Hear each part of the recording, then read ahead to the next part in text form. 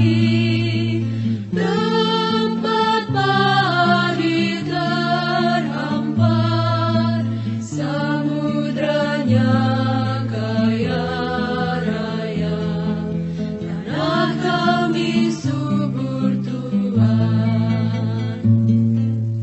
Di negeri permai ini, berjuta rakyat bersimbah luka, anak kurus tak sekolah, pemuda desa tak kerja. Mereka dirampas haknya, tergusur dan lapar. Bunda relakan darah juang kami untuk membebaskan rakyat. Mereka dirampas haknya, tergusur dan lapar. Bunda relakan darah juang kami, padamu kami berjanji.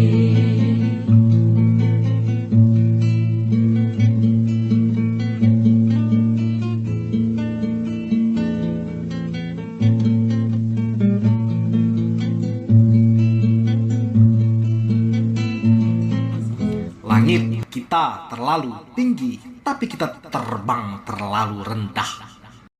Mengifesto adalah refleksi sadar kita yang lahir dari perasaan akumulasi pengalaman dan pengetahuan yang dengannya kita membaca diri dan membaca realitas. Mengifesto adalah cara pandang dunia kita dalam mempersepsi diri, mempersepsi masyarakat sosial, mempersepsi masyarakat politik, mempersepsi kekuasaan dan relasi kuasa antaranya. Mengifesto adalah eksistensi diri kita yang dimanifestkan dalam bentuk ide dan gagasan-gagasan perubahan dan pikiran-pikiran yang bertindak sebagai pendirian cara baca kita terhadap gelombang sejarah menuju arah baru Indonesia, yang dengannya kita membangun peta jalan menuju Indonesia sebagai kekuatan super power baru dunia. Mengifesto adalah telos, semacam ideologi, yang ideologi itu adalah sesuatu yang menggerakkan kita untuk berpikir dan bertindak. Pendirian ideologislah yang membuat kita berpikir dan bertindak. Kemanusiaan. Dan dengan kemanusiaan, dari dan dengan kemanusiaan kita mengukur gerak sejarah dan ideologi serta pengetahuan yang dilahirkannya. Kemajuan ideologi dapat kita baca dari kesetiaannya kepada kemanusiaan. Demikian sebaliknya, ideologi akan terbaca sebagai intensitas kemunduran ketika ia telah menyesatkan diri sebagai cara berpikir yang doktriner. Doktrin itu mematikan akal dan membangkaikan manusia. Pada saat yang sama, akal budi adalah pasangan terbaik sekaligus terakhir dari kemanusiaan. Akal budi adalah alat bagi sejarah menemukan tempatnya sebagai pengetahuan yang melibatkan semua manusia, apapun identitas genetisnya. Maka pendewasaan pikiran dan peneguhan tindakan menyangkut sejarah, itulah pengertian kita tentang ideologi. Dengan ideologi kita mengambil sikap kepada kemanusiaan, kita memihak. Diulang dalam bahasa yang lebih sederhana lagi, yang kita ingin, yang hanya hendak ingin kita katakan hanyalah pemihakan kepada kemanusiaan harus sejak dalam pikiran. Semua manusia berhak diadili dengan hidup yang memberinya kesanggupan sama rata dengan manusia lain secara ekonomi maupun politik. Setiap manusia wajib diadili dengan hidup yang memperjuangkan kesederajatan kebudayaan. Tidak ada manusia yang lebih manusia dibanding manusia lainnya.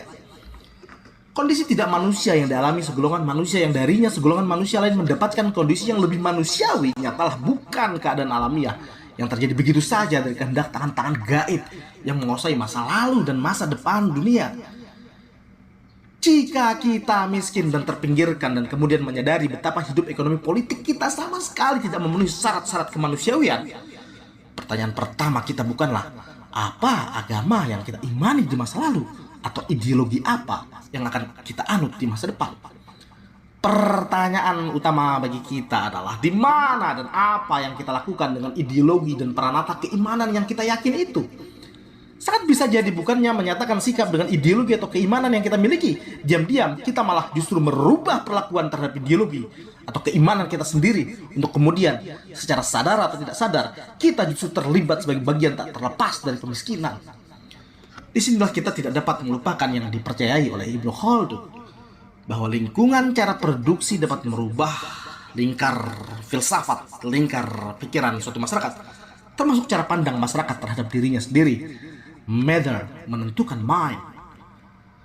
Maka menemukan kembali ingatan masyarakat Indonesia yang terlibat relasi ekonomi politik tidak adil. Hanya itu cita-cita yang mengharuskan kita berbicara tentang ideologi, tentang sejarah, tentang pencerahan, tentang pengkayaan kesadaran, tentang perubahan, tentang arah baru Indonesia. Dengan kereta malam ku pulang sendiri, mengikuti rasa rindu pada kampung halamanku, pada ayah yang menunggu, pada ibu yang mengasihiku.